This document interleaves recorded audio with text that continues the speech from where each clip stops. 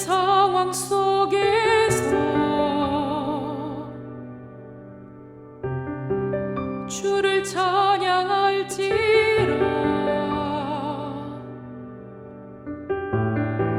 주는 너의 큰 상급, 큰 도움이시라.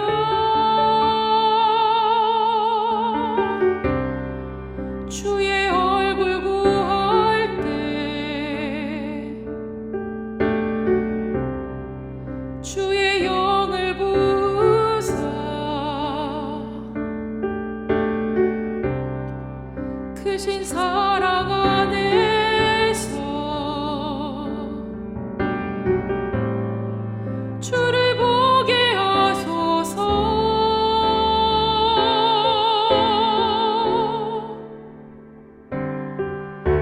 내 영혼이 확정되고 확정되었사오니 믿음의 눈 들어 주를 바라봅니다. 내 영혼이 확정되고 확정되었사오니 믿음의 눈 들어 주를 바라봅니다. 주를 찬양할 때 주의 나라 이미 임했네. 주의 영원한 나라 주 보게 하소서. 내 영혼이 확정되고 확정되었사오니 믿음의 눈 들어 주를 바라봅니다. 내 영혼이 확정되고 확정되었사오니 믿음의 눈 들어 주를 바라봅니다. 내 영혼이 확정되고 확정되었사오니 믿음의 눈 들어 주를 바라봅니다. 내 영혼이 확정되고 확정되었사오니 믿음의 눈 들어 주를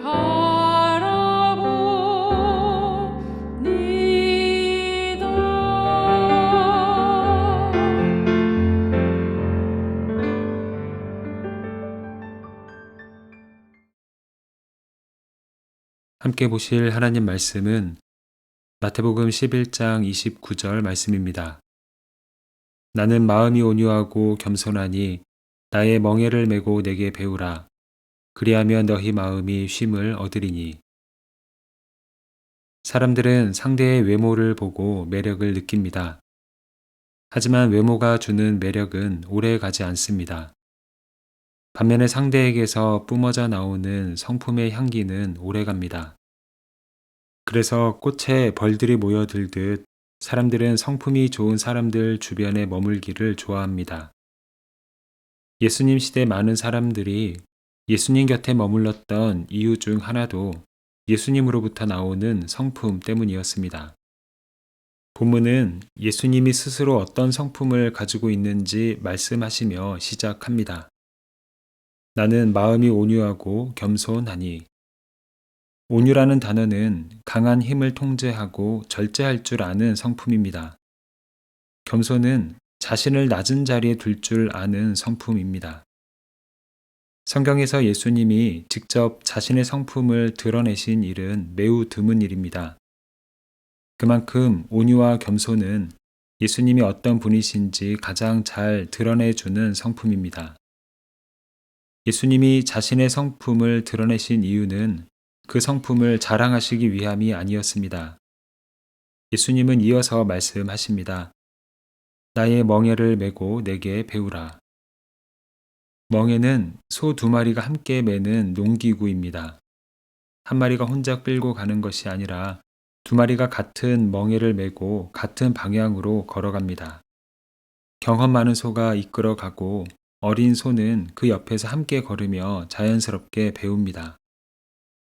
예수님은 우리가 예수님을 따르며 그분의 온유와 겸손을 배우기를 원하셨던 것입니다. 신앙은 한 번의 결심으로 끝나는 일이 아니라 평생을 배우는 여정입니다. 우리는 말씀을 통해 예수님의 생각을 배우고 삶의 자리에서 예수님의 마음을 배웁니다.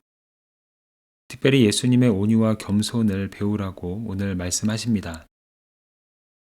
예수님께 배우며 사는 인생에는 어떤 변화가 일어날까요? 예수님은 마지막에 이렇게 말씀하십니다. 그리하면 너희 마음이 쉼을 얻으리니. 쉼이라는 단어는 단순히 일을 멈추는 휴식을 의미하지 않습니다. 마음이 안정되고 영혼이 평안을 얻는 상태를 말합니다. 우리가 진정한 쉼을 누리며 살기 원하셨던 예수님은 온유와 겸손을 배우라고 말씀하십니다. 우리가 인생 중에 피곤함을 느끼는 이유 중 하나는 모든 일이 뜻대로 돼야 한다는 생각 때문입니다. 어떤 일이 내 뜻대로 되지 않을 때 스트레스를 받습니다. 그 일을 어떻게 해서든 이루기 위해 있는 힘을 다합니다.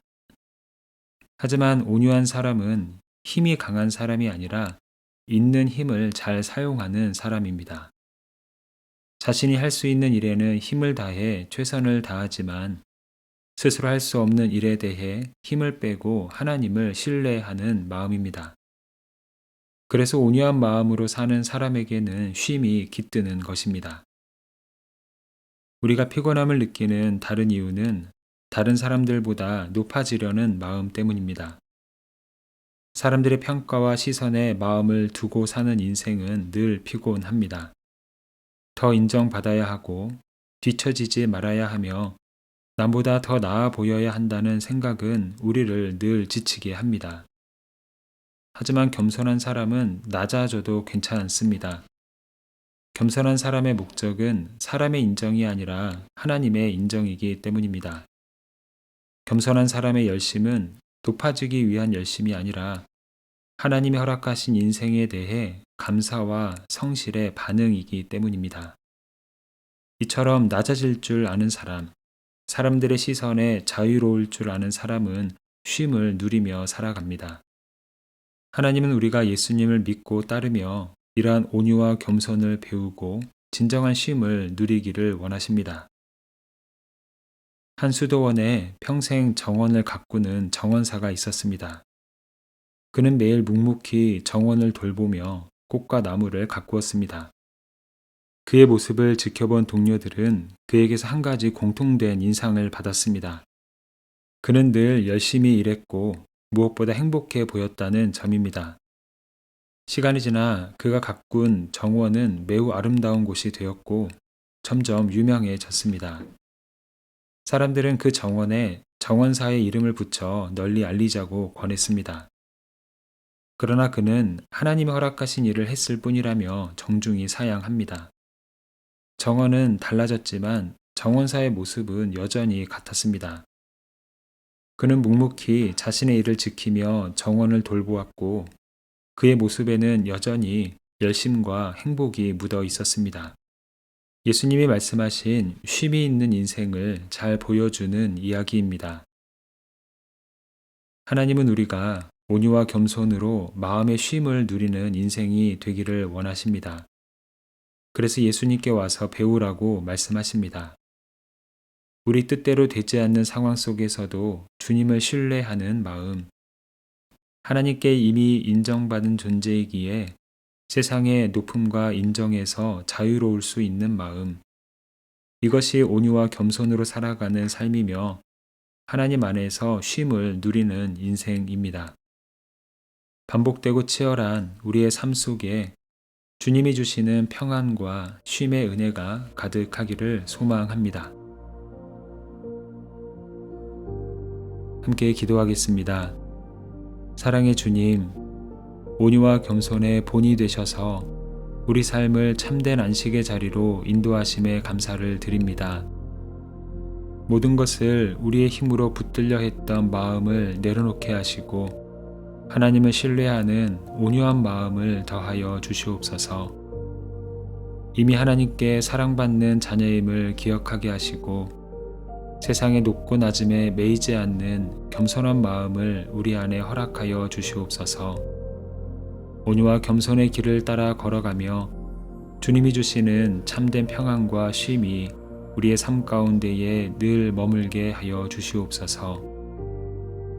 이 시간 어려움 속에 있는 이들과 병상에서 치료를 받고 있는 환우들을 주님의 자비로운 손에 올려드립니다. 삶의 어려운 문제 속에서 길을 찾지 못해 낙심하는 이들에게 소망의 빛을 비추어 주시고 스스로의 힘으로 감당하기 어려운 문제들 위에 주님의 능력을 나타내 주시옵소서. 환우들에게 회복의 은혜를 더하여 주시고 몸의 고통으로 마음까지 지치지 않도록 붙들어 주시며 두려움과 불안 대신 하늘의 평강으로 마음을 채워 주시옵소서. 예수 그리스도의 이름으로 기도합니다. 아멘. 이제 각자 가지고 있는 기도의 제목으로 기도하고 말씀 중 깨달은 내용과 말씀의 열매가 우리의 삶에 풍성히 나타나기를 바라며 함께 기도하기를 원합니다. 특별히 오늘은 우리 주변에 어려움에 처한 이들과 몸과 마음의 병으로 아파하는 이들을 위해 중보하는 시간입니다. 이제 다 함께 이러한 기도 제목으로 기도의 자리로 나아갑니다.